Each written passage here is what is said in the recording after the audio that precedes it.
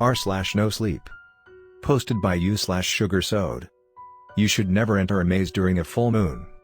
This happened last year and I am still suffering the consequences of what happened. People in my hometown are always giving me odd looks and refuse to speak to me. Even my own parents have been treating me differently. My friends and I were the sort of teenagers who would do stupid stuff and not care if we got in trouble afterwards.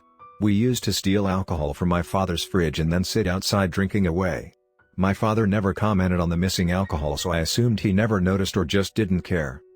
We were all sitting there drinking away when someone casually mentioned the old maze that had been abandoned by its owners years ago. I could see a weird gleam in my boyfriend's eyes as he stood up and dared us all to complete the maze. Everyone quickly agreed as it sounded like something fun to do on a Sunday night. We agreed to leave our phones as some of our parents had put tracking apps on them to keep an eye on us. We walked the short distance to the maze while laughing and joking away.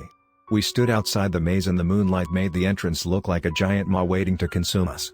My brain was screaming at me to turn and run away, but the alcohol in my system was telling me to go inside. Unfortunately for me and my friends, the alcohol won the argument. We walked inside while taking swigs of our drinks. I gazed back at the entrance as we turned the first corner and had a premonition that most of us wouldn't leave here alive. We started making twists and turns and I quickly began disoriented as we kept reaching dead ends. The atmosphere in the group had changed as we were all getting a little annoyed at how badly we were doing.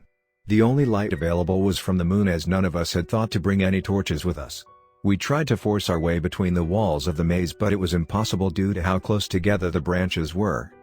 I gazed back at the way we had just come and let out a scream as two yellow eyes were peering at me from around the corner.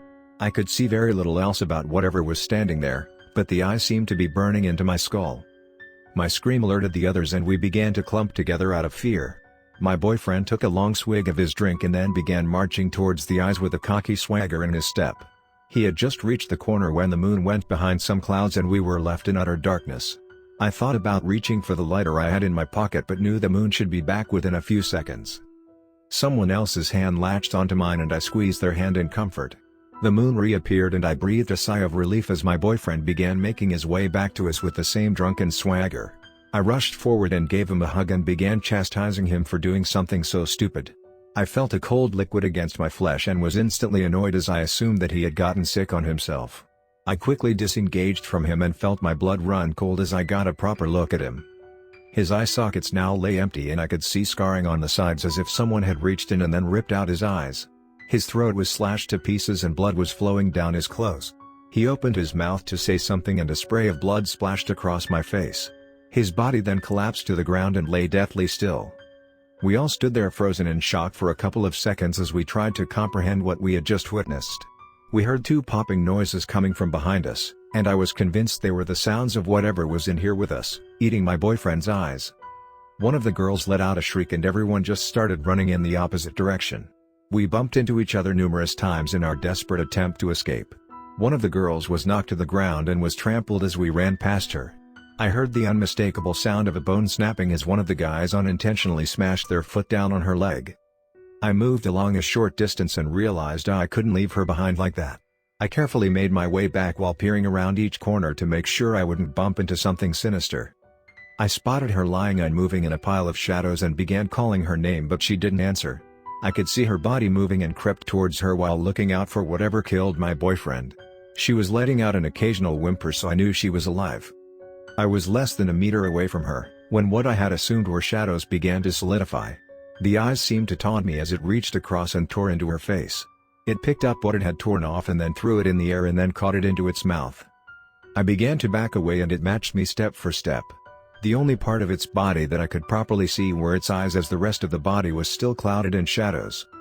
I almost screamed as I backed up into the wall of the maze and quickly peered to both sides. The left side led to a dead end while the right led down a long passageway. I sprinted down the right passageway as fast as I could. I reached the end and turned left and ran into the rest of my friends who were standing there. I ended up flat on the ground on top of one of them as neither of us had time to move out of the way. I didn't have time to apologize when I was hauled to my feet and dragged backwards. I swung my elbow and felt ecstatic as it connected with someone. I then managed to get out of their grasp and swung them over my shoulder. I was pleased with myself until I saw my friend Mark stagger to his feet with blood pouring from the nose that I had just broken. His face looked confused for a few seconds as shadows surrounded his head. I will always remember the sickening crunch as his skull was crushed beyond recognition. The shadows then began lashing out in all directions and I was soon surrounded by dismembered body parts. The eyes reappeared in front of me and it felt like they were willing me to run away. It picked up one of the arms and then began to swing it from side as if it was waving at me. I didn't even think twice about it and began running as fast as I could. I almost jumped for joy when I saw a sign ahead pointing towards the left saying exit. I rushed around the corner at full sprint and ran into the wall of the maze. I spun around to discover that the exit was in the opposite direction. The eyes now stood between me and freedom. The shadows around it began to thicken and I could see that it was smiling at me. I waited to see what it would do but it seemed content to wait for me to make the first move. I reached into my pocket and pulled out my lighter. Its smile got even bigger as it saw me flick the lighter on. I placed the lighter against the wall of the maze and watched the flame quickly begin to spread. Within moments the entire wall was aflame and I could see its eyes darting from side to side as it tried to decide what to do. The hairs on my arms were beginning to burn as the heat was suffocating. I tried to take some deep breaths but ended up inhaling smoke and started having a choking fit. I knew I only had one chance to escape and ran straight ahead. I caught it by surprise as it lashed out at me and managed to tear off the skin off my arm. I reached the exit and stumbled outside before collapsing unconscious on the ground. I was discovered lying like this when the fire trucks arrived. I tried to explain what had happened but no one believed me. Everyone thinks that I killed my friends and then burned the maze down to cover my tracks. Every night I see a pair of yellow eyes looking in my window and know that it hasn't forgotten about me.